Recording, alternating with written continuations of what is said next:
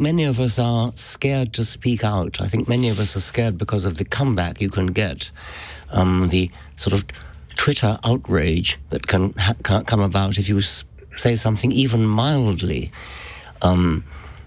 frank about the current trans obsession. And you tend to get dumped on with a huge outcry. And so many people, I think, are zipping their mouths shut and refuse to speak out. Do you think that we are, in many ways, self-censoring, however, a little bit too easily? We are too timid because, in a sense, Twitter doesn't exist. Exactly. I mean, it's just graffiti on the wall. So yes, I think we are self-censoring too much. I think it requires just a modicum of courage to avoid self-censoring. Coming on to the issue itself, as a biologist, would you agree with people like Kathleen Stock who say that actually a transgender woman is not a woman? Yes, I would. I mean, it's a semantic issue. If you define a woman as somebody who calls themselves a woman, then that's another matter. But as a biologist, then it is absolutely clear. It's one of the very few genuinely binary things we have in biology. And I've actually written an article called The Tyranny of the Discontinuous Mind, which suggests that just about everything you look at is a continuum. But sex is the one thing that isn't. It's the one thing that really is binary. I mean, everybody is, with tiny, tiny minority of exceptions, is absolutely either male or female. And yet we live in a world also where, because of medical advances, biological advances, it's much easier to change gender using surgery, much better than it used to be, and of course pills, medicine as well. And in that world, do you see why some people are so terribly upset by the kind of language we've been using just now? In other words, they really feel their own identities, which they have changed themselves, are under threat. Yes, I do. I mean, I read Jan Morris's memoir, Conundrum, when it came out, and I was very moved by that. And it's clear to me that there is such a thing as gender dysphoria, and there are people who really are, psychologically speaking, feel they're born into the wrong body. But now it's just become a trend. It's become like a school craze where there's just sort of social contagion, and so the vast majority of people who are being pressured into almost, I mean, I was literally being pressured by medical professionals. If you breathe the slightest word that you might be in the wrong body, oh right, put you on hormones. So I think that's what's going on. But once again, I come back to the semantic point. It's a matter of politeness. If somebody wishes to be called a woman, respect, then I don't mind, out of respect, I don't mind doing so. But what I do draw the line at is actually saying, as a biologist, yes, you are a woman. No, you are not a woman. I mean, we have a very clear way of defining what a female or a male is throughout the animal kingdom, based on gamete size and various other things. But gamete size is the most fundamental one. Now, you can understand why some people get personally very upset about this. But the culture itself, not just the individuals, seems to go from 0 to 100 miles an hour in terms of outrage on this and other subjects as well. Why do you think that we have so little capacity at the moment for, as it were, restraint, for listening, for being moderate in our use of language? I suppose it's social media, and I suppose it's... I mean, I've always felt that it's anonymity, the fact that you don't have to give your name, you call yourself Tinky Winky or something like that, and nobody knows who you are. And you can say what the hell you like. You say what you like, just like writing a graffiti on a wall, and nobody knows who you are. So it really is that. It's the electronic equivalent of something on a lavatory wall.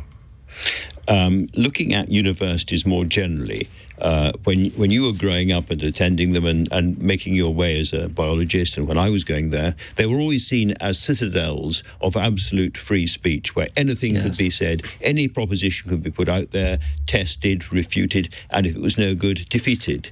That seems to be changing. Again, my question is why? This is the most shocking thing to me, that at universities, of all places, universities are places where, above all, you should be free to speak out and argue and contest and say, I disagree with you there, let's thrash it out. And that is what's gone. That's what's so tragic at universities of all places. It's as though people, certain people, quite a lot of people at universities don't really understand what a university is for, what they're doing there. Why do they go to university if they don't want to discuss and argue and debate. You sound very much like a free speech absolutist. Are there things that you think should not be said? Well, I suppose the proverbial fire in a crowded theatre, although Christopher Hitchens even disputed that. I think there are clearly cases like that. Incitement to violence. Holocaust denial? Yes, I think... I'm not... You pause on that one, it's interesting. I pause a little bit because that is something you can argue about. You barely can. I mean, it's the evidence is so absolutely overwhelming that but I don't think it's a case for censorship. And the same would be true, presumably, over the very, very intense argument going on at the moment about whether the lockdowns were necessary during COVID, what should have been done. There's a lot of accusation and counter-accusation whirling around. Yes, and I think that's a case where it's a place for genuine debate, and I'm not fully up to speed with that, but it is an important area of disagreement, and I've spoken to epidemiologists in the last couple of weeks, actually, who disagreed, not simultaneously, but disagreed with what each other has said. And so I'm left a little bit up in the air, not knowing what to think. But having a civilised debate. That is something you can have a civilised debate about. And when it comes to this notion of that not free speech should be absolute, but near absolute. Let me just try and put a counter-argument, which is that opinions don't exist by themselves. They are surrounded by a kind of lattice of facts or possible facts, and that we now live in the world, we've mentioned the internet already, but because of social media, where there is such a lot of deliberate misinformation, deliberate false fact out there, that perhaps we need a harder view of what can and should be said, because a lot of what's being said at the moment is simply, whatever the issue, untrue. We're trying to debate at the moment whether or not the Ukrainian offensive has started out there. And the versions of what is actually happening in Ukraine could not be more different. So because there is false information, because people are actually known to be lying, you feel that means that we should, be more censorious about when somebody's saying something that you actually know to be false? Is that what you're saying? Yes, I am. So if you give an opinion about something that is a malicious falsehood, then that opinion itself is tainted. And maybe that's where the limits of free speech these days come. I mean, you mentioned earlier on the Holocaust, and there's the huge weight of historical evidence about what happened is pretty much irrefutable. But would you platform a Holocaust denier, even so? I'm not sure.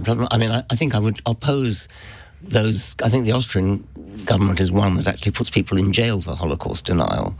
You can kind of see why they won't do it in Austria. But I wouldn't go that far.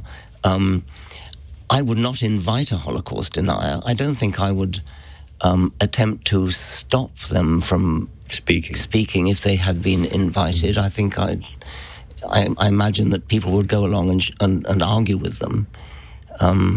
This is what you might say a reasonably hardcore Voltairean Voltaire, I defend to the right, I dislike what you say, but defend the death your right to say it, point of view. And in some respects, people might say it's a kind of Enlightenment point of view. Do you think that world is now shrivelling and disappearing, the world of the Enlightenment? Isn't it? I've actually, I meet, perhaps not deliberate false facts, but inadvertent false facts in my own field of evolutionary biology, where people are just talking nonsense, and nonsense. Anybody who looks at the facts would know that what a creationist says is nonsense. I'm not talking about the religious aspect, but things about evolution that are clearly false. And I've sometimes regretted that the law of libel demands that somebody should be damaged. I sort of feel maybe nature should be allowed to fight back as well. Nature can't, because nature is not an entity that has rights.